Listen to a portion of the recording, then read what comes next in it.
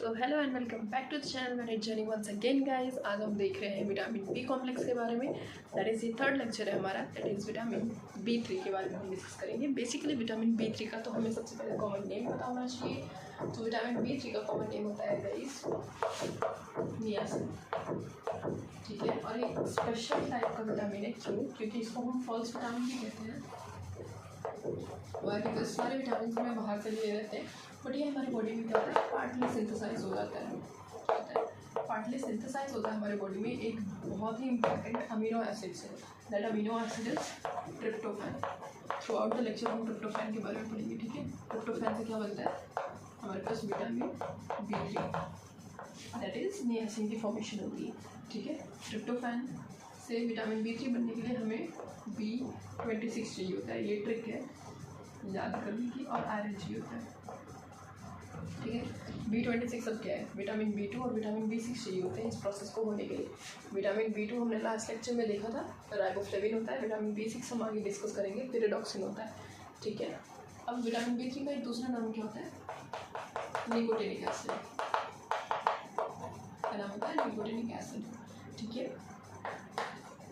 Chemically ये चीज़ होती है, it is pyridine 3 carboxylic acid,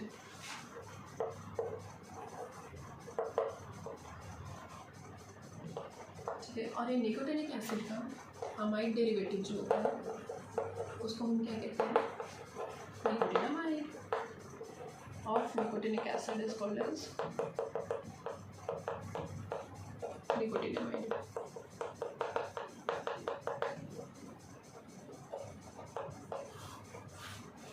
clear है?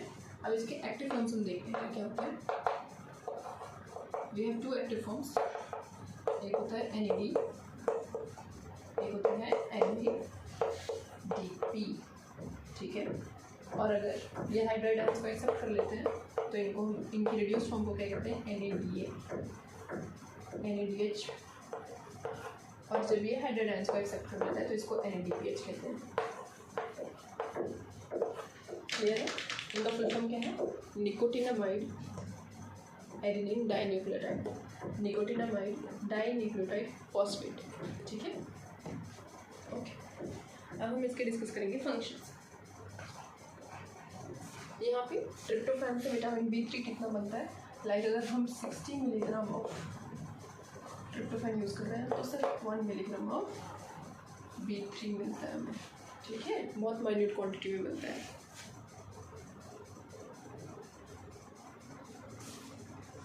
Now we'll be discussing the functions of vitamin B3.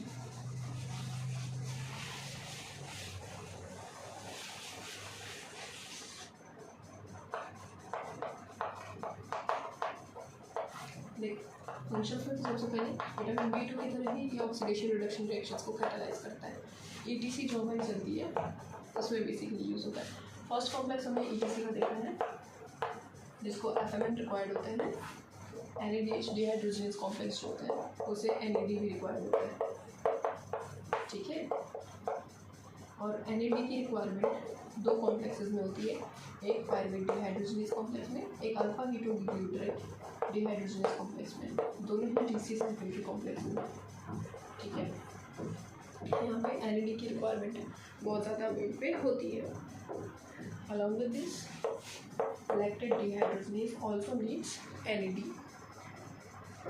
Fine, अब हम आगे डिस्कस करते हैं NADP प्लस की रिक्वायरमेंट कहाँ होती है।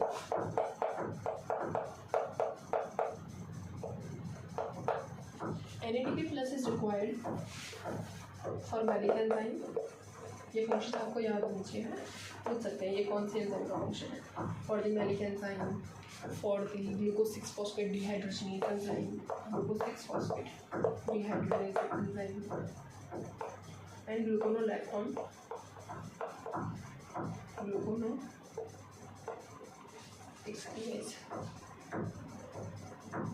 so gluconate डिहाइड्रोजनेज, ठीक है। इनको NAD प्लस की रिक्वायरमेंट होती है। एंड जो NADPH होता है इसकी रिक्वायरमेंट होती है for fatty acid synthesis, cholesterol synthesis, ठीक है। जो स्टेरॉइडल हार्मोन्स होते हैं उनके सिंथेसिस के लिए चाहिए होता है।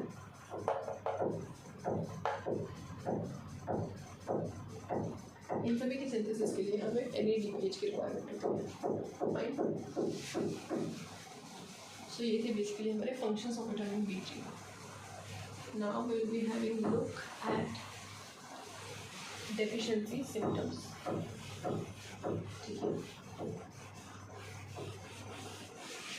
बेसिकली इसकी रिकमेंडेड डेली अलाउंस कितनी होती है? 20 मिलीग्राम पर डे होती है। इतना आपको लेना ही लेना है डेली। ठीक है, 20 milligram per day. It is obtain from meat, liver, kidney. ठीक है, इन चीज़ों से ये ऑब्टेन होता है। और अगर डेफिशिएंसी हुई तो हमें पेलिग्रा जैसी प्रॉब्लम हो सकती है। ठीक है, बेसिकली पेलिग्रा से आपको 3 चीज़ें याद रखनी है। 3D। ठीक है, विटामिन B3 जो होता है ये पेलिग्रा को प्रिवेंट करता है, इसीलिए इसको हम कहते हैं pellagra preventive factor. It's also called as pellagra preventive factor. 3D अब क्या होता है ये देखते हैं। 3D यहाँ पे स्टैंड करते हैं फॉर डायरिया, जिसमें आपको डायरिया हो सकता है, dementia that is memory loss होगा, थर्ड इज डर्माटाइटिस, स्किन में इन्फ्लेमेशन हो जाएगी। ठीक है, बेसिकली जब ये नेक के अराउंड होता है तो नेकलेस जैसी अपीयरेंस होती है, जिसको हम कैसल्स नेकलेस कहते हैं। ठीक है, क्लिनिकल केस पूछा जा सकता है, ऐसे कुछ दे करके सिम्टम्स दिखा दिए कौन सी विटामिन की डेफिशिएंसी हो। ठीक है, जब भी हमारे पास हैंड और फीट के अराउंड होता है डर्माटाइटिस, तो ग्लव्स एंड स्टॉकिंग वाली अपीयरेंस आती है। Gloves and stocking appearance.